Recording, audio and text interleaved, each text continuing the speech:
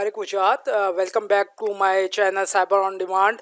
आज ITN introduction to network को हम कंटिन्यू करते हैं लेक्चर को, और थर्ड लेक्चर मेरा ये सिस्को कोर्स का है। ये कोर्स जो है वो सिस्को नेटवर्क एकेडमी के अकॉर्डिंग के मुताबिक है। और पिछली स्लाइड में आपने देखा होगा, हमने समझा था डिफरेंट नेटवर्क्स की टाइप्स वगैरह। तो आज देखते हैं कि कंप्यूटर नेटवर्क्स जो रिलायबल है, जो 100% वर्क करता है, 24/7 वर्क करता है रिलायबिलिटी, तो उसके लिए किस चीज़ की हमें ज़रूरत है। तो हम ये शुरू करते हैं। आज का टॉपिक है हमारा reliable networks. Network architecture. Network architecture उन टेक्नोलॉजी को कहा जाता है, उन इंफ्रास्ट्रक्चर को सपोर्ट करना कहा जाता है जिससे डाटा जो है वो नेटवर्क से मूव होता है। और उसके अंदर जो है 4 बेसिक जो है वो खुसूसियत होनी चाहिए उस आर्किटेक्चर के अंदर, ताकि यूज़र की जो एक्सपेक्टेशन है, यूज़र की सेटिस्फेक्शन है, वो अचीव हो सके, वो हासिल हो सके।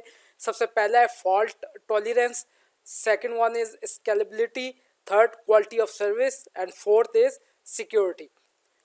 अब फॉल्ट टॉलरेंस ये होता है कि आपने कोई भी नेटवर्क ऐसा नहीं बनाना जिसमें सिंगल पॉइंट ऑफ फेलियर हो। कि आपके एक नेटवर्क में, मिसाल के तौर पे मैं वाजे करूं कि आपके एक नेटवर्क बिछाया है, जो पीछे एक सर्वर तक एक लिंक बिछाया हुआ है आपने, वो केबल डिस्ट्रॉय हो जाती है, केबल कट जाती है, तो आपका नेटवर्क डिस्टर्ब हो जाता है। जैसे हम इंटरनेट यूज़ कर रहे हैं कि ज़ेरे समंदर हमारे अंदर इंटरनेट की तार जा रही है, अगर तो वो एक तार होगी, उसके अंदर कोई फॉल्ट आएगा तो पूरे पाकिस्तान का इंटरनेट इफेक्ट होगा। और अगर हमने मल्टीपल पाथ या मल्टीपल केबल्स जो है फाइबर ऑप्टिक की मुख्तलिफ कंट्री तक बिछाई होंगी, तो हमारा अगर एक केबल में फॉल्ट आएगा तब भी हमारी जो सर्विस है इंटरनेट की चलती रहेगी।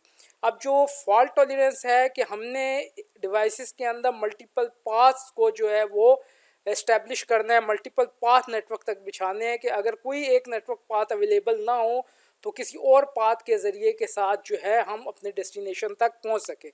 और ये जो नेटवर्क रिडंडेंसी है, फॉल्ट टॉलरेंस जिसको कहा जाता है, ये अचीव होती है पैकेट स्विचिंग में। वो आजकल के नेटवर्क में यूज़ ही पैकेट स्विचिंग होती है कि packets, data in the form of packets move करता है और मुख्तलिफ राउट्स और मुख्तलिफ पाथ को जो है वो अडॉप्ट करता हुआ, रास्ता इख्तियार करता हुआ अपने डेस्टिनेशन तक जाता है। सर्किट स्विच में तो ये चीज़ पॉसिबल ही नहीं है। सर्किट स्विच तो हो गया है ऑब्सलीट और वो अब इस्तेमाल भी नहीं होता। डायग्राम में आप देख रहे हैं जी कि 2 डिपार्टमेंट्स हैं और तकरीबन राउटर्स, 4 राउटर्स जो है वो हमने इस्तेमाल किए हैं और हम इंटरनेट तक पहुंच रहे हैं। और मल्टीपल पास राउटर्स के दरमियान हमने इस्टेब्लिश किए हैं और इनको रिटर्डेंट पाथ कहते हैं, एक से ज़्यादा पाथ कहते हैं। अगर उसमें हमारा एक राउटर की डिवाइस में कोई डिफेक्ट आ जाए या वो बंद हो जाए या कोई केबल में इफेक्ट आ जाए या किसी किस्म का कोई केबल में फॉल्ट आ जाए, तब भी देख रहे हैं आप डायग्राम्स के अंदर कि ये प्रॉपर तरीके से, ठीक है जी, ये देख रहे हैं आप ये कि ये अगर केबल में किसी किस्म का फॉल्ट आ रहा है, यहाँ पे ये राउटर फंक्शन करना छोड़ गया है, ये किसी किस्म की केबल यहाँ से डिस्टर्ब हो गई है, तो इस पास से होते हुए, इस राउटर से होते हुए वो इंटरनेट तक पहुँच जाएगा। और ये जो यूज़र्स होंगे तमाम, इनको बिल्कुल भी जो है वो फीस नहीं होगा, किसी किस्म की इनकी जो सर्विस है वो डिस्टर्ब नहीं होगी और इनकी जो प्रोडक्टिविटी है वो इंक्रीज़ होती रहेगी और प्रॉपर तरीके से ये पहुंच जाएंगे। तो ये एक इम्पॉर्टेंट चीज़ है कि नेटवर्क जब भी आप लगाएं तो फॉल्ट टॉलरेंस का, मल्टीपल पाथ का आप ज़्यादा उसके अंदर ख्याल रखें। अब स्केलेबिलिटी ये होता है कि आपके आज 300 यूज़र हैं, कल 500 हो जाए, 1000 हो जाए, नया नेटवर्क अटैच हो जाए, नया डिपार्टमेंट अटैच हो जाए, तो उसको स्केलेबिलिटी कहते हैं। कि जो ही नेटवर्क आपके अटैच हो रहे हैं, लेकिन ऐसा ना हो कि यूज़र कंप्लेन करना शुरू कर दे, परफॉर्मेंस लो है, नेटवर्क एक्सेस नहीं हो रहा, फोल्डर एक्सेस नहीं हो रहे, यानी आपकी तमाम सर्विसेज वैसे ही स्मूथली एफिशिएंटली रन होती जाए। अभी देखें थर्ड डिपार्टमेंट जो है, ये वाला डिपार्टमेंट जो है, ये ऐड हुआ है इस राउटर के साथ, इस राउटर के साथ ये ऐड कर दिया हमने। लेकिन आप यहाँ पे नोट करें कि ये एक सिंगल ही पाथ है, इसके अंदर स्केलेबिलिटी तो हो गई, नया डिपार्टमेंट तो ऐड हो गया, लेकिन फॉल्ट टॉलरेंस नहीं है। अगर ये वाला लिंक जो है वो डाउन हो जाए तो ये जितने भी यूज़र्स यहाँ बैठे हुए हैं इस डिपार्टमेंट में, ये इफेक्ट होंगे। तो स्केलेबिलिटी भी आपने देखनी है कि आगे जब फ्यूचर में नेटवर्क ग्रो करेगा, नेटवर्क के डिपार्टमेंट्स आएंगे, नई डिवाइसेस अटैच होंगी, लोग अपनी डिवाइसेस लेकर आएंगे, bring your on devices, laptop लेकर आएंगे, तो नेटवर्क की परफॉर्मेंस कैसी होगी और वहाँ पे कैसे वो इंटरनेट एफिशिएंटली यूज़ कर सकेंगे, और नेटवर्क की स्पीड में कोई परफॉर्मेंस में तो सर्विसेज में तो फ़र्क नहीं होगा। यूज़र कंप्लेन तो नहीं करेगा कि मुझे फ़ोल्डर एक्सेस नहीं हो रहा, मुझे वेबसाइट एक्सेस नहीं हो रही, मुझे कोई सर्विसेज एक्सेस नहीं हो रही, मैं को डाउनलोड नहीं कर सका। तो ये चीज़ें इंपॉर्टेंट हैं। ये सेकंड टर्म है स्केलेबिलिटी का, जिसको आपने ख्याल करना है। थर्ड वन है जी क्वालिटी ऑफ सर्विस। ट्रैफिक दो टाइप की होती है, हमारा डाटा भी मूव करता है और हमारी आजकल उसमें हम वॉइस और वीडियोस का भी बहुत ज़्यादा इस्तेमाल करते हैं। हर बंदा स्काइप से फेमिलर है, वीडियो कॉन्फ्रेंसिंग से फेमिलर है, गो टू मीटिंग इस्तेमाल करता है, ठीक है, जूम इस्तेमाल कर रहा होता है। तो वॉइस और वीडियो का एक इंपॉर्टेंट इंट्रैक्शन है। व्हाट्सएप इस्तेमाल कर रहा होता है, व्हाट्सएप से कॉल्स मिलाता है। तो उसके अंदर आपने क्वालिटी ऑफ सर्विस का ख्याल रखना है कि हमारी जो वॉइस और लाइव वीडियो ट्रांसमिशन हो रही हैं, वीडियो कॉन्फ्रेंसिंग हो रही है, ऑनलाइन वीडियो कॉन्फ्रेंसिंग है, ऑनलाइन हमारी ब्रांचेस वीडियो कॉन्फ्रेंसिंग के थ्रू कनेक्टेड है, या और हमारी जो है ऑडियो वीडियो है या व्हाट्सएप की जो वीडियो है वो इफ़ेक्ट ना हो। उसको क्वालिटी ऑफ सर्विस को ऐसे हम इम्प्लीमेंट करें जिसमें हमारी वॉइस और वीडियो को प्रायोरिटी दी जाए। आपको ये भी बताता चलूँ कि डाटा का जो पैकेट होता है वो 1500 बाइट का होता है और वॉइस और वीडियो का 64 बाइट का होता है। अगर वो कहीं 64 वॉइस या वीडियो जो क्यू में लग गए और उसको डिले आ गया उसके अंदर, तो उसके अंदर जो है पिक्चर में कोई जिटर आएगा, पिक्चर सही नहीं आएगी, आवाज़ ख़राब हो जाएगी। तो इन चीज़ों का क्वालिटी ऑफ सर्विस का भी आपने ख्याल रखना है कि हमारी जो ऑर्गेनाइजेशंस में है वॉइस ओवर आईपी के फ़ोन इस्तेमाल हम कर रहे हैं। ये हमारे यहाँ पे वॉइस ओवर आईपी के फ़ोन हैं, सारे लगे हुए हैं, कॉल मिलाने के लिए हैं वॉइस ओवर आईपी, यानी हम कॉल आईपी के ऊपर जो है वो कॉल कर सकते हैं। स्काइप हम यूज़ करते हैं, जूम यूज़ करते हैं, मीटिंग्स यूज़ कर रहे हैं, वीडियो कॉन्फ्रेंसिंग कर रहे हैं।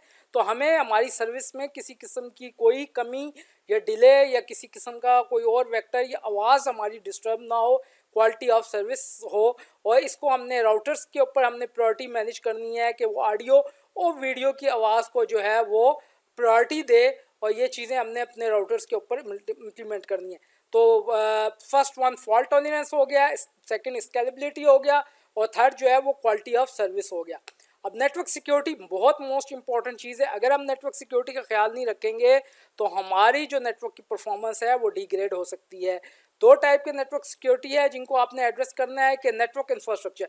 नेटवर्क इंफ्रास्ट्रक्चर कहते हैं कि आपको पूरा इंफ्रास्ट्रक्चर जिसमें राउटर, स्विचेस, आपके आईपी बेस्ड कैमरास, पूरे सर्वर्स, एंड डिवाइसेस, जो मैं पिछली स्लाइड में क्लियर कर चुका हूँ, राउटर, स्विचेस, सब नेटवर्क इंफ्रास्ट्रक्चर में आगे आपने उनकी सिक्योरिटी का ख्याल करना है। उसमें पहली सिक्योरिटी फिजिकल सिक्योरिटी है नेटवर्क डिवाइसेस की। कोई अनऑथोराइज बंदा वहाँ पे ना हो, उसके लिए बायोमेट्रिक का इस्तेमाल करें, कैमरा इस्तेमाल करें, और जदीद टेक्नोलॉजी आप इसको इस्तेमाल करें कि फ़िज़िकली सिर्फ ऑथोराइज बंदा उनके साथ, उन डिवाइसेस के साथ हो सके। उसके बाद ये आता है इंफॉर्मेशन सिक्योरिटी के, जो डाटा मूव हो रहा है हमारे पूरे नेटवर्क के ऊपर, हमने उसको सिक्योर करना है। और हमारे 3 गोल हैं जिसको CIA भी कहा जाता है।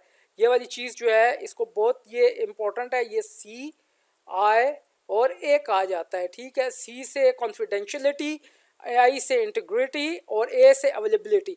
कॉन्फिडेंशियलिटी ये कहता है कि जिसके लिए आप डाटा भेजें, जो बंदा डायरेक्टर है, अगर वो किसी डायरेक्टर के साथ कम्युनिकेट कर रहा है, वो क्लासिफाइड डाटा है, डायरेक्टर के लिए है, तो कोई और बंदा उसको रीड ना कर सके।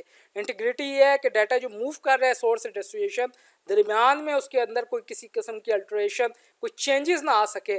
और अवेलेबिलिटी का मतलब ये है कि जो टाइमली डाटा जो है वो ऑथोराइज यूज़र को मिलता रहे 24/7, ठीक है, और थ्रू आउट द ईयर जो है उसके अंदर किसी किस्म की अवेलेबिलिटी के अंदर किसी किस्म का कोई फ्लॉ ना हो। तो ये नेटवर्क सिक्योरिटी आपने मैनेज करनी है। अब नेटवर्क के ट्रेंड कौन कौन से हैं, किस किस्म के नेटवर्क के ट्रेंड है आजकल? ब्रिंग योर ऑन डिवाइसेस है, ऑनलाइन कोलैबोरेशन है, वीडियो कम्युनिकेशंस है, और क्लाउड कंप्यूटिंग है। ब्रिंग योर ऑन डिवाइसेस का मतलब ये है कि आप अपनी डिवाइसेस लेकर आएँ, लैपटॉप्स लेकर आएँ, नेटबुक लेकर आएँ, टेबलेट्स लेकर आएँ, स्मार्टफोन लेकर आएँ, ई रीडर लेकर आएँ, नेटवर्क के साथ अटैच हो जाएँ, अपने ऑफिस में नेटवर्क के साथ अटैच हो जाए, अपने घरों में नेटवर्क के साथ अटैच हो जाए, और एनी वेयर एनी ऑनरशिप है डिवाइसेस के साथ, वो अपने काम को जो है वो सर अंजाम दें और एफिशिएंटली यूज़ करें। ऑनलाइन कोलैबोरेशन भी बहुत कुछ हो चुकी है। अब लेटेस्ट MS वर्ड के अंदर भी ऑनलाइन कोलैबोरेशन आ गई कि इधर मैं काम कर रहा हूँ, उधर और मुख्तलिफ जगहों पे बैठ के एक ही रिसर्च पेपर के ऊपर काम कर रहे हैं। सिस्को का वेबएक्स है और बहुत सारे कोलैबोरेशन के टूल हैं जिसमें एक साथ हम काम कर सकते हैं, और हमारी बिजनेस की और एजुकेशन की प्रायोरिटी जो है वो बहुत ज़्यादा है। इंस्ट्रक्टर भी उसी पे काम कर रहे हैं, स्टूडेंट भी उसी पे काम कर रहे हैं, मुख्तलिफ रिसर्च पेपर लिख रहे हैं, वो काम कर रहे हैं, कोई प्रोजेक्ट चल रहा है, ठीक है, मुख्तलिफ सिटीज़ के अंदर बैठे हैं, मुख्तलिफ मुल्क के अंदर बैठे हैं, वहाँ ऑनलाइन कोलैबोरेशंस हो रही हैं, डिस्कशंस हो रही हैं, वीडियो कम्युनिकेशंस हो रही हैं, वीडियो कॉल्स किया जा रहा है। इससे हमें कोई गर्ज नहीं कि वो मुल्क के किस कोने में या दुनिया के किस कोने में। वीडियो कॉन्फ्रेंसिंग एक पावरफुल कम्युनिकेशन का टूल बन चुका है। व्हाट्सएप के थ्रू वीडियो कम्युनिकेशन कॉन्फ्रेंसिंग हो रही है, स्काइप के थ्रू हो रही है, बेशुमार गो टू मीटिंग है, जूम के थ्रू हो रही है।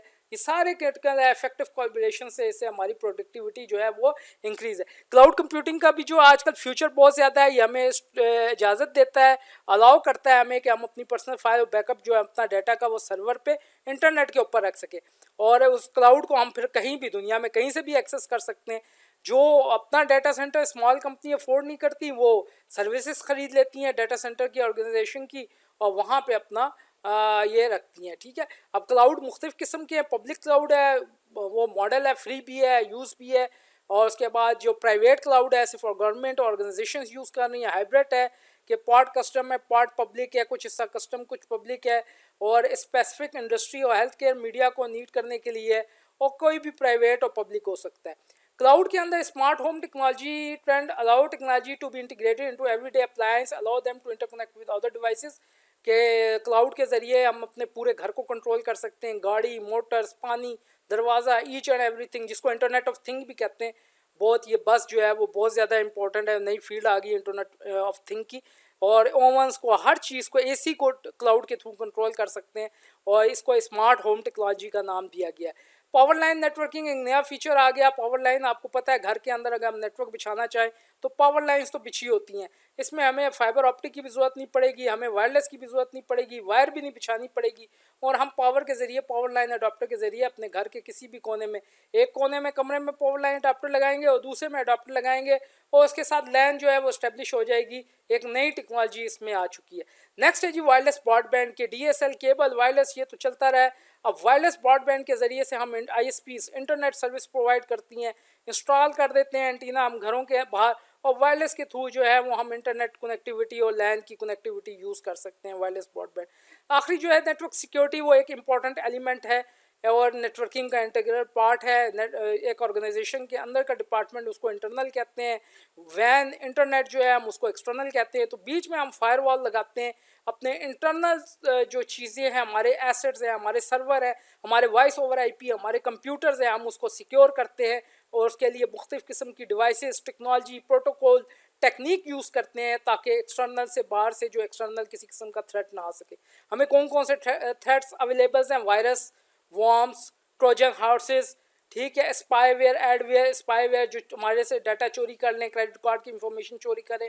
एडवेयर जो इश्तिहारात चलाना शुरू कर दे।